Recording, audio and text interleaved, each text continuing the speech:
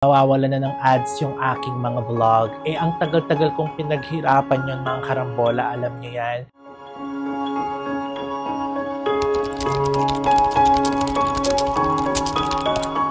Yes! Hello! Magandang umaga, magandang hapon, at magandang gabi sa inyo mga karambola. Hindi ako makasigaw ng malakas ngayon dahil alas 5 na ng madaling araw. Paparating na si Sunshine Dizon. Hindi ako makatulog kasi sobrang talagang nag-iisip ako ng kung ano-ano mga karambola. Ang dami-dami kong iniisip. Mga karambola, magbablog ako ngayon kasi naalarma na ako dahil nga dumating na yung message sa akin ng YouTube dahil ilang months na daw akong walang vlog. So, kailangan ko na mag-upload ng mga vlogs ko parang hindi ma-disable monetization ako. Yung parang unmonetize, ganon. Parang mawawala na ng ads yung aking mga vlog. Ang tagal-tagal kong pinaghirapan yun mga karambola, alam nyo yan. Panahon ng pandemic yung mga naging kaligayahan ko. Yun yung nagpasaya sa akin. 3 months lang na monetize yung channel ko dahil sa sipag, sa tiyaga, at syempre sa suporta ninyo mga karambola. Sana mga karambola hanggang ngayon patuloy pa rin kayong susuporta sa akin. Yun lang.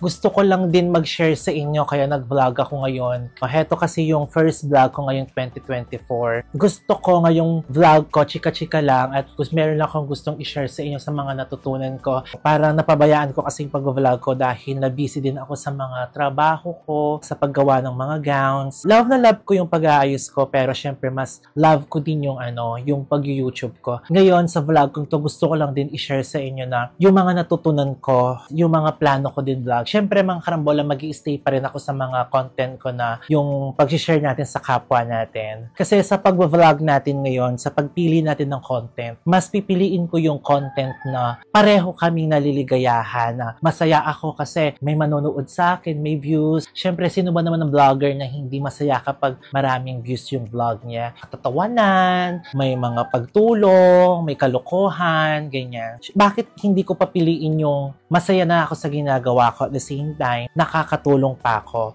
Importante yung pag-video, yung gumawa tayo ng content na nakakatulong tayo kasi naniniwala ko na pwede tayo magbigay ng inspirasyon sa mga tao na makakakita, makakapanood ng mga videos natin. Tulad ng mga taong nakakakita ng mga videos ko or yung mga sa My Day ko lang, simpleng My Day ko lang mga karambola kasi nag-My Day kasi ako na meron akong school sa Nabuklod na pupuntahan para bigyan ng school supply, bibigyan ng gatas at t-shirt dahil magpapasukan na. Nakakatuwa kasi dahil sa video, dahil sa mga nakikita nila, na-inspire sila para mag-share din. Unang My Day ko pa lang natutulong ako, magkakaroon ako ng vlog sa Nabuklod para bigyan ng mga school supply. Nag-chat sa akin si Madam Mirel Roman, nasa Canada siya. Nag-vlog din siya mga karambola kaya supportahan natin yung vlog niya. Mirel Roman Vlog 1825. Nag-chat din sa akin si Madam May Morales Isip. Si Madam May Morales Isip, matagal na siyang sa akin. Matagal nang nagsusupport simula pa nung pandemic. Namimigay na siya ng mga school supply sa akin,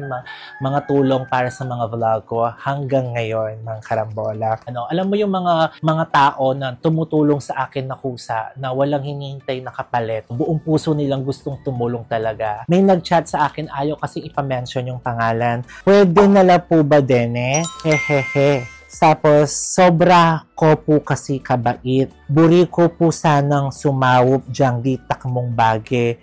Hehehehe.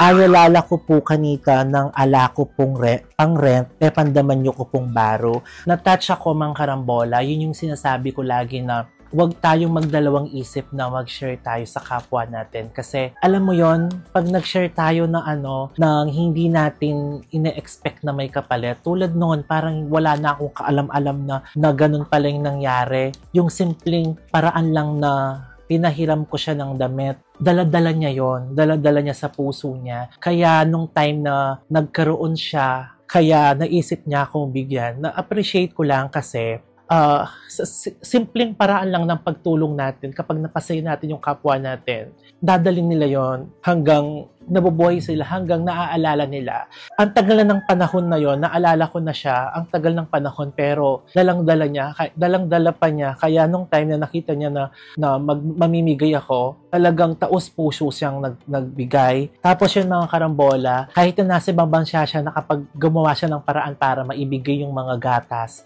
At ang dami niyang binigay na gatas sa akin mga karambola, grabe, isang box talaga, tapos 10 piraso. Alam mo yun, ang laking bagay nun, ang laking halaga nun para sa akin. Alam ko na maraming bata na mapapasaya.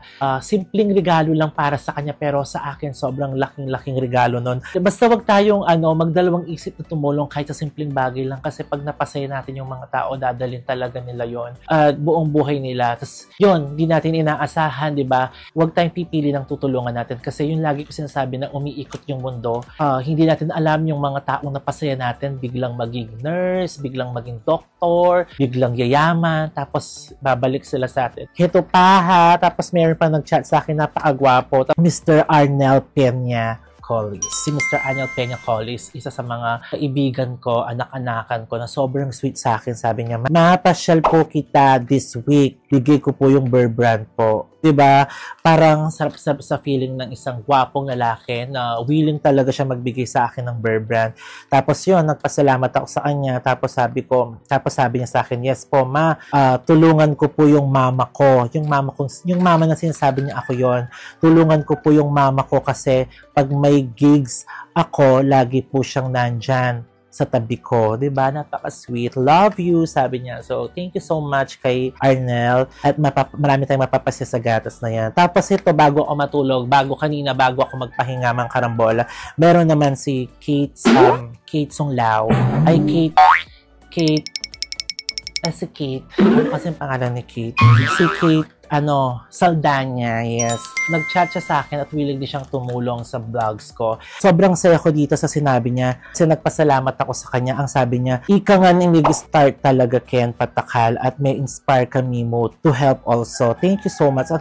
Thank you so much Patakal, mimingat ka lagi. Yun ang sinasabi ko, kaya pipiliin ko gumawa ng video sa pagtulong. Kasi nakakahikayat tayo, nagiging inspirasyon tayo sa ibang tao para tumulong din, di ba? Pag random natin na tulungan natin, wag na tayong go na agad. Kasi lalo na yung mga taong walang-wala ngayon. Kasi naniniwala ako pagdating ng araw. Ang mga karambola, lagi niyo po akong suportahan sa aking vlogs. Subscribe po kayo sa aking YouTube channel dahil road to 8,000 na po ako. At sana hindi po ma-disable monetization. Sana hindi ako ma-unmonetize. Kung pag-pray natin yan, mga karambola. Mga karambola, patuloy po ako nagkukulit ng gatas, school supplies, at mga white t-shirt para ipamimigay po natin sa ating mga kababayan. This time naman, sa Nabuklod tayo mamimigay ng mga school supply.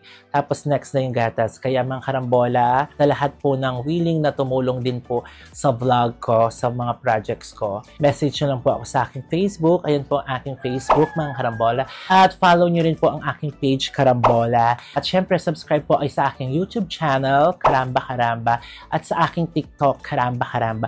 Lahat po ng aking social media, Karamba Karamba. Follow nyo rin po yung Karamba Karamba Fashion and Style. Makikita nyo po yung mga designs ko doon. Ayan. So, maraming salamat mga karambola. Dito po nagtatapos ang aking vlog. Maraming akong gustong pasalamatan sa lahat ng mga laging nagsusupport sa akin. Magsimula noon hanggang ngayon. Hindi na ako makakapag-mention kasi sobrang dami nila. Maraming salamat. Bye! Ay mga karambola!